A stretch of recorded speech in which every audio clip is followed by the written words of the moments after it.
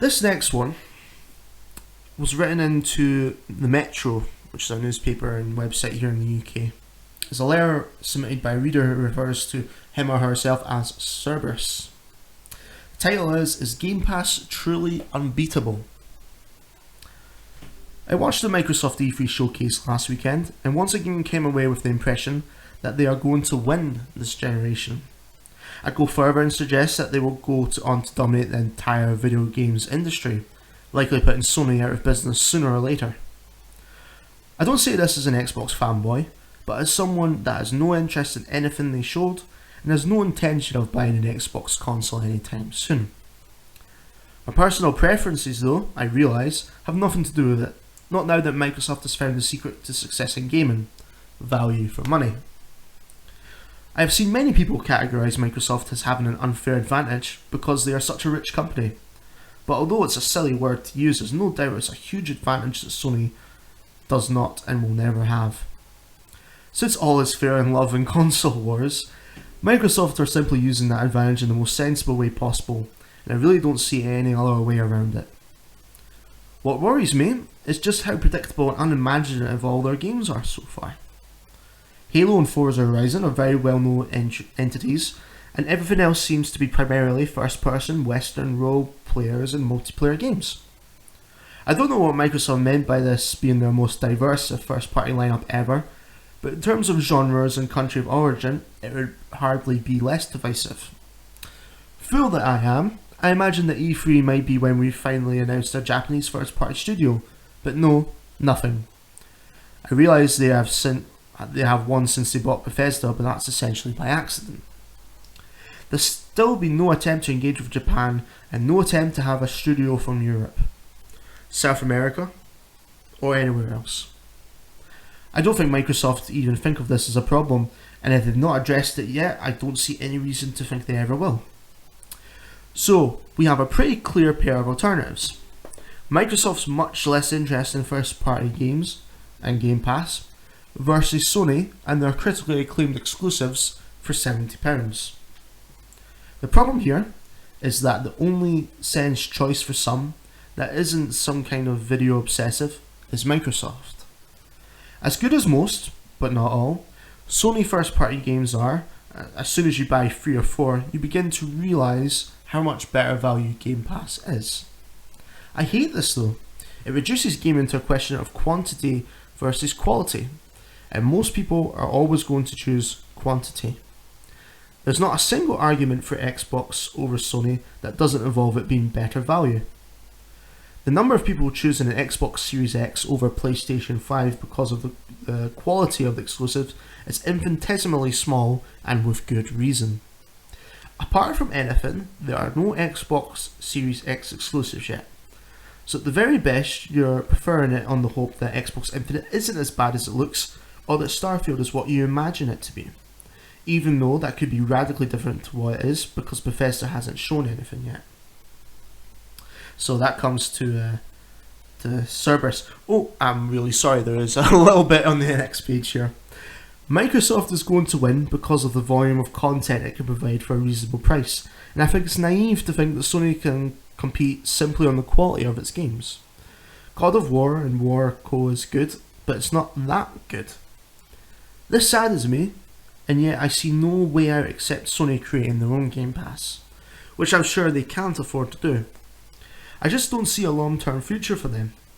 Nintendo do their own thing as always, but Sony's product is very similar to Microsoft, and I think they're doomed because of it. So Microsoft might not have had a particularly exciting E3, but I don't think that will matter.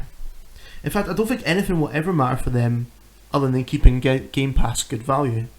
So that ensures you have to spend considerably less to get more games than on PlayStation. So Cerberus there is looking at this as a quantity versus quality thing. Now, there's two ways we can look at this. First party and third party. Now, we don't have a lot of first party games yet on Game Pass, except things that came out on Xbox One. As Cerberus pointed out, there's not that much in terms of the actual next gen games there. Sorry about that. Now, just yesterday at the time of recording actually, we just got Microsoft Flight Simulator. Personally, I'm actually quite enjoying it. I feel like my time with it's going to be very short though. So let's touch back on the value for money thing. Let's just say Xbox didn't have a Game Pass system, and I put down £60 or £70 as the retail value is now. I think I would be disappointed overall in my purchase, and I don't think I've got good value for money. Again, I am really enjoying Flight Simulator at the moment, but I feel like I've got most of the value out of that by this point. I'm not the biggest flight guy. I don't play games like Ace Combat or anything like that. I just wanted to download it to give it a try. And I think that's where a lot of this talk of value comes from. Now, let's go to the third party example. There are a lot of concerns about Game Pass kind of becoming Netflix. Now, let's jump to the movie industry for a few moments here. The perspective is that when a movie studio, doesn't think their movie will make money on the big screen. Now, this particularly happened during the pandemic.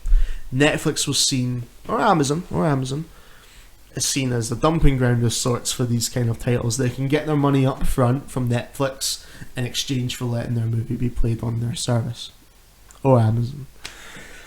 There is a perspective now that this is what Game Pass is going to be for a lot of third-party studios. Now, the most recent example, and notable example, Dungeons & Dragons Dark Alliance. Now, I was personally really excited for this game. I really like the Dungeons & Dragons IP. I play the tabletop game where I can. More importantly, I really like Dark Alliance, the original 2 games on the PlayStation 2. I was heartbroken when that game came out because it was a mess. I played it for a day, and I never played it since.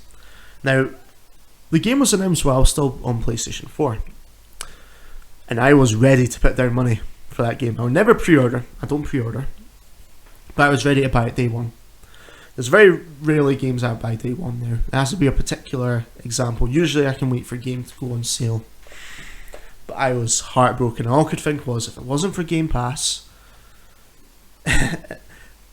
and furthermore, if I was still on PlayStation, and PlayStation don't have that great a refund policy in those scenarios. So Game Pass really saved me one there. But we're starting to see a narrative that the third-party games that make their way Game Pass aren't up to snuff. Outriders from Square Enix. I've not played Outriders yet. It's on my play later list. But that launched in a less than stellar state to the point where I believe Xbox and PlayStation were giving out refunds for the game for anyone who purchased it. But Game Pass subscribers never had that issue. Much like me and Dungeons & Dragons, I've played it day one and then uninstalled it. And that's all there was to it. Now, this is great for studios where a game hasn't panned out the way they expected it to. Usually they would kind of launch a game out with a little fanfare, expect that little dribbles of money to come in after the bad reviews have decimated any would-be sales.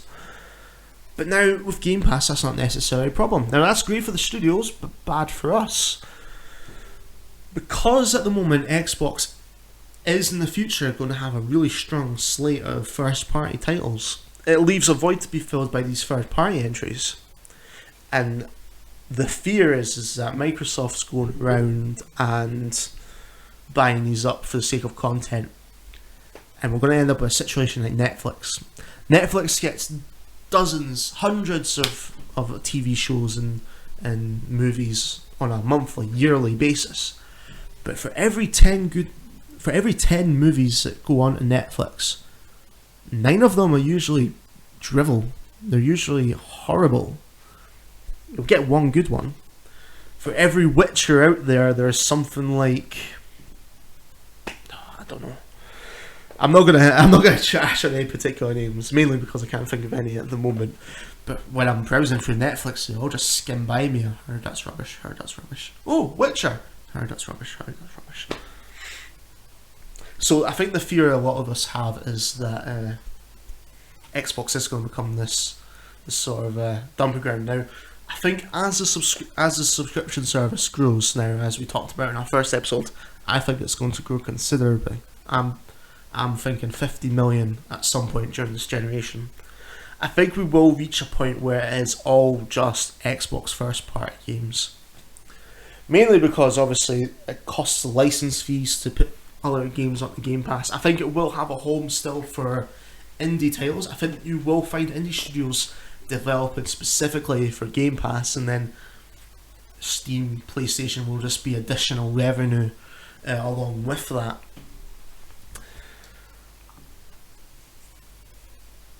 And I lost my train of thought, I'm so sorry. I think we'll just wrap it up there then. I think the point was there that basically I think quantity versus quality is an issue at the moment, but I don't think it's going to be an issue in the long term future there.